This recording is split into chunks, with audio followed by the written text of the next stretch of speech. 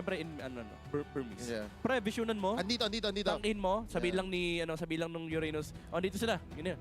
In Burmese. In Burmese. Game 1! In this best of 3, sinong makakuha ng momentum? Yangon Galacticos or CG Esports? Simulan natin ang bakbakan. So, tama naman ang iniisip ko, no? If you feel like YG lamang talaga sa drop dito. I would say so, yeah, because of this Nolan-Uranus combo. Hindi sila combo per se, but what Uranus gives in this game, Nolan really likes. Like the space in the game, walang pressure na maglagay ng tempo sa game, but if you want, you can. But also, he can play the farming game. Tsaka saya, no, naisip mo, wala palang lockdown masyado. Wala nga. Walang lockdown yung CG. That's a problem Walang crowd control. Yeah, that's the problem with first-facing Hilda, honestly. Especially if you don't flex it on second phase. Ma-open yung mga ganitong klaseng junglers. Kaya siguro inisip natin, Arlot, Glue, wala silang stun, wala silang matinong slow. Yeah. Dark Wave lang yata, tsaka... Yun lang. That's it. Yung stun ni Farsa, that's basically it. Tsaka yung ulti ni Hilda. For the whole game? Those kits are not enough. Imagine you have to face a Uranus. Cho pa, hahabulin mo Cho, hahabulin mo Arlot. Sobrang libre. And dahil nga dyan, kita mo yan, bigyan agad, nabigyan malala si Valens. Yeah. Gonna have to back off.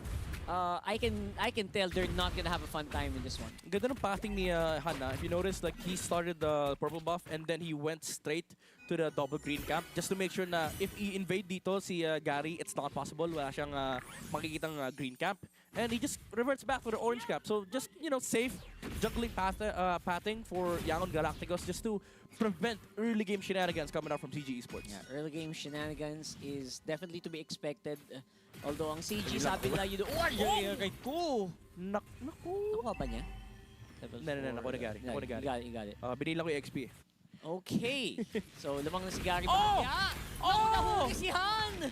Ng Dark Wave. Dark Wave na nga lang yung stun, tumama pa. Hindi man reliable, pero kung magdadash ka papasok sa Dark Wave, that is gonna spell your doom, and Han did just that. He dashed into the XP crab pero hindi niya nakita yung Dark Wave. Wow! Ying! Ying will come out with the turtle. So medyo nagulantang tayo doon. And again, that's gonna be a possible kill going over to Han once more. Biglang balik ang lasang bawi doon ng Yangon Galacticos. First kill flicker, man. First kill flicker. First kill flicker. Gets him every time. Hindi lang pala sa MPLPH, no? Hindi lang. Hindi lang sila Hansu, men. Hindi lang sila Hansu. Kaya din pala ni Ying. Kaya talaga, full respect salute sa Yangon Galacticos, salute sa Myanmar. OA na kung OA, pero men, Uranus, turtle steal. Kaya nga eh. Saan ka nakakita nun? Ang lala. Hindi nag-steal si Gary. Oy, walang dash. Okay, nasa ilalim ng torre, no minions, that should be fine. Hindi ba nag-retry si Gary doon? Parang hindi. Nag-retry yata siya eh. Tignan nga natin mamaya. So far, parang hindi ko nakita na cooldown no. bago mag-start. Look at the items. Oh my God, Valens! Flicker out na naman. Ay, hindi. Nag-dash lang pala. Sobrang sakit ng... Yeah, he did figure out. Oh, he did figure out. There you go. Sobrang sakit ng fracture, men. Mula kay Nolan. Again, the highest burst damage jungle you will ever hope for in MLBB. Basta mapatama mo lang yung mga linya, no? Ang kinaganda dito kasi kay Nolan, men, ilang beses pinuff to na hindi napapansin. Nang paunti-unti, dinadagdagan yung damage. Similar to what happened to Lancelot. And then nung lumabas yung big buff on the, you know, the passive, ganon din yung nangyari kay Nolan. Ayan like na. 2 weeks ago before M7 started, actually 3 weeks ago, binuff yung kanyang dash. Pinababa yung cooldown, which now allows him to be able to play faster in the current metagame. Yeah. Also makes it more reliant dun sa purple buff kasi you need a lot more energy. Especially kung gusto mong i-maximize yung cooldown ng dash niya, you need a lot of energy as well. So, yeah. As long as hindi siya na-denayan ng purple, sobrang sarap mag-Nolan ngayon. Yeah, he's 3 times better than he was last year. Oh, Putok na naman! Ayun sinasabi namin, guys. Kakasabi lang. One hit, man. Yan yung hero na kapag tinanong mo, may damage ka ba? Meron. Ilan? Meron. How much? Ayan na, nag-retry na si Gary ng malupit. How much? Yes. So, again, papabagalin mo yung farm ng isang Claude. Goods na goods yan for YG. Yeah. Ito yung sinasabi ko kanina, men, yung typical Nolan gameplay. I would say, siya yung pinaka-macro-oriented jungler. All that thought. Si Blink dito ay tutumba. Hindi niya nakita yung Predator Strike and the stun coming out from Balance, actually securing the kill. But going back to the Nolan, ito yung pinaka-macro-oriented jungler na ayun lang! Si Gary nahuli ng Uranus. Ano ba itong si... Hindi niya ma-proc yung passive niya, men. Ano ba itong si Gary? Hindi niya kasi ma-proc yung passive niya. Yung trace, yung ano, yung basic, enhanced basic attack. Ah. Oh my God. I don't know, something's wrong. Si Gary, he's not on... Dapat hindi ka magulat ng ganun eh. He is not on point right now so far. Maagawin mo ng purple ngayon with the kick. Going over to Ye3. Oh, the dashes? Okay. Sakit lang na tumalon pero hindi pa rin makasurvive. Try to go for Hunt pero makakatakas pa rin naman. And there you go. Nayangat ng Lantern, men, yung Hilda, hindi pa sila tapos. Umabot na yung Freya dito sa may middle lane. And Traceless, isang dash lang meron ka. Ako, napakarami. Triple kill for Ying. The Uranus is doing so much in this game. And mukhang perfect last pick to for Yangon Galacticos. It has served so many problems for CG Esports and the Nolan doesn't care. Hindi mapigilan. Hindi mapigilan. Ito yung sinasabi ko kanina eh. Wala siyang pake. Wala siyang pake. Kung hindi ako naglalaki ng tempo, nagpa-farm ako, nagnanakaw ako ng green camps. Kapag wala yung Reyna, sige ako papatay. And now you see Yakon Galacticos making so much out of the map. 6 minutes in, 5k gold lead. This is looking like a similar game that we saw from Team Spirit earlier. Yeah, ubos ang mapa ng CG. Map control, 100%. Young Galacticos, 5.3k sa gold lead. Hindi na sila makalabas masyado. Hindi na makatawid ng river. Yeah, paano ko tatawid, men? Pag nagpakita ka sa river, one hit lahat mula kay Nolan. Kahit yung Hilda, men, kailangan niya mag-ingat. Ilang beses na natin nakita yan in the Swiss stage. Even Hyluses get bursted down by the likes of Nolan. And sobrang bilis niya rin niya mag-take ng objective, ng neutral objectives. Para kang Lunox na nasa jungle, men. Totoo. Well, nagkaroon ng face na gano'n. Yeah, totoo naman. Pero look at this, di ba? Yung Freya dito ni Stitch, wala nang kayang sumalo. Wala nang kayang makipagsabayan. Ilang tore na inubos niyan, ilang waves nang sinalo niyan. Look at the items, lamang na lamang. Pero wala silang stun, yun yung problema eh. Para mo pipigilan yung touch yung Freya. Yun nga eh. Why will you face into a Freya? Second pick Freya, by the way. Or actually, you could say first pick Freya. Yeah. Walang CC. To be fair, meron silang focus. Meron silang counter sa mga dashes. But his problem is survivability. Like, yes, you're able to sustain the Freya. The question is for how long? Kasi sobrang overwhelming din ng damage output ng isang Freya. Hindi mo pwedeng i-underestimate yan eh. Pag nakita mo yung Freya, kailangan mo respetuhin yung kanyang damage output. Kahit patalong ka ng talon. Remember yung Phoebus, hindi siya immortal dito. Kasi kahit nasa taas siya, pero siyang banata ng Freya. And yeah, at this point, even the Yi San Shin, no? Parang makikipagsabay ka ng crit sa akin. Kaya mo ako i-crit? Baka hindi ka na makauwi. Ayun, tignan mo yung problema nila. May Uranus problem sila. Ayun, nasa harapan sila Blink. Pag may lumabas na isa dyan, Amzik, nako po, tumakbo ka na kung ako sa'yo.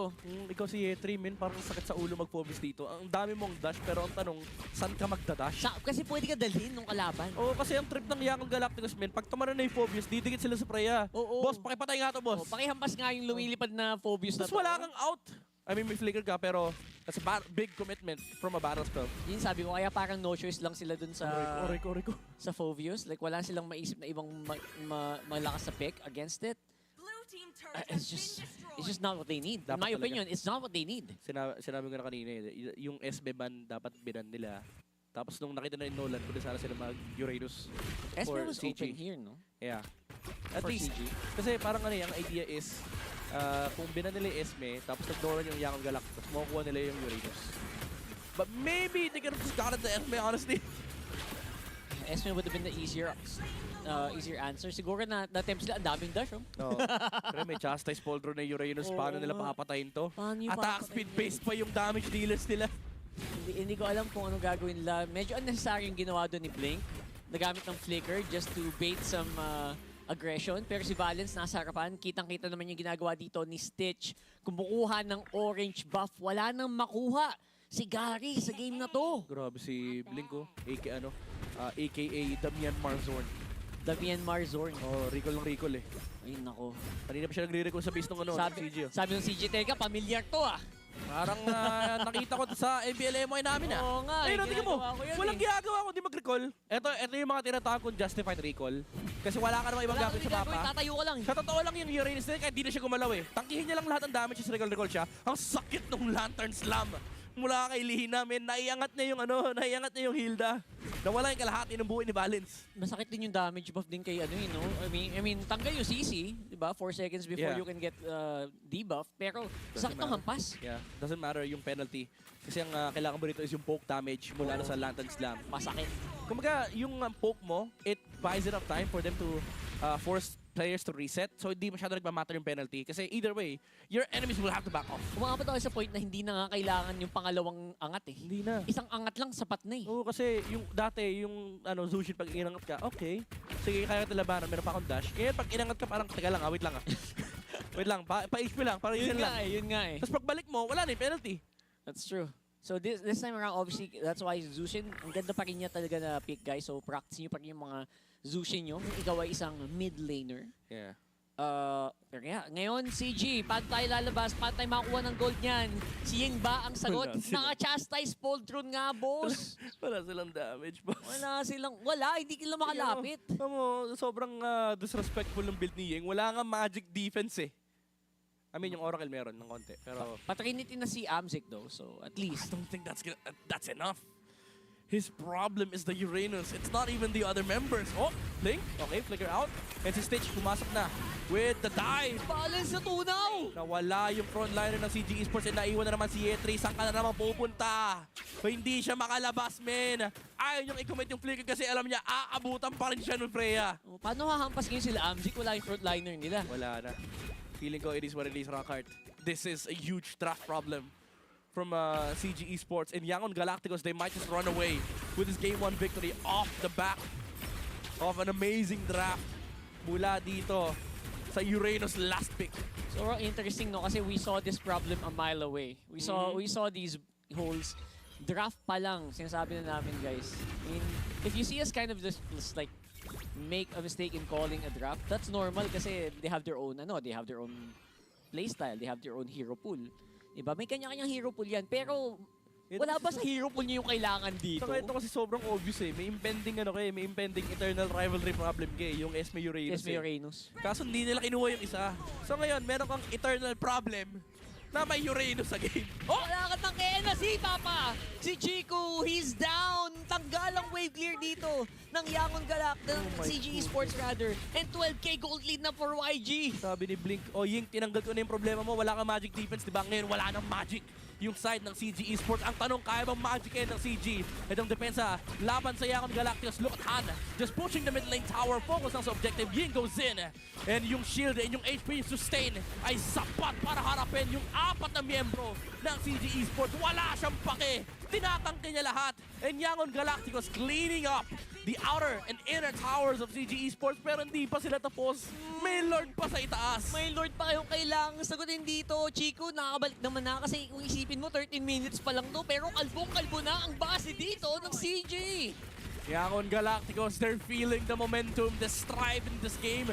Number 1, Crimson Beacon ginamit na Lina para mayangat dito si Yetri. Hindi na makakalabas si Phobis, wala siyang flicker out. Han trying to find a pick up on the backside, bursting down Valence, ginamit na rin yung Blazing Duet, pero walang damage! Ang CG Esports, pero airstrike, wala na rin! And here comes the Freya going in! Oh my God! Triple kill! Para kay Stitch! The Freya goes down, but so does CG Esports! As Yangon Galacticos takes game number 1.